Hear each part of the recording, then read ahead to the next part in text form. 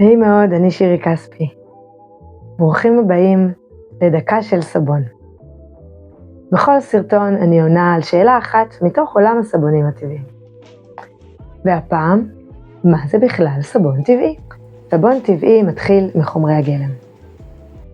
חמאות כמו חמאת שיה, חמאת קקאו, שמנים צמחיים כמו שמן זית, שמן אבוקדו, שמן קוקוס ועוד.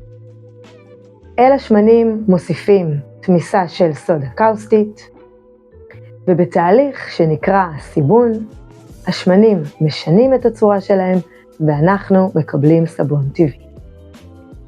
בתוך התהליך הזה נוצר גם גליצרין.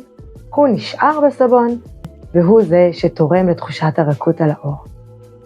לסבון טבעי אפשר להוסיף חומרים שונים כמו חמר, תמציות של צמחים, שגם הם מעשירים את הסבון. אבל מה שבאמת הופך סבון טבעי לכזה הוא חומרי הגלם ותהליך הרקיחה. יש לכם שאלה על סבון? תכתבו לי בתגובות, ואולי אענה על השאלה הזאת בסרטון הבא. רוצים ללמוד ולהעמיק על עולם הסבונים הטבעיים? שמתי לכם קישור לספר קסם הסבון, המדריך המלא לרקיחת סבונים טבעיים בבית. ועד כאן דקה של סבון.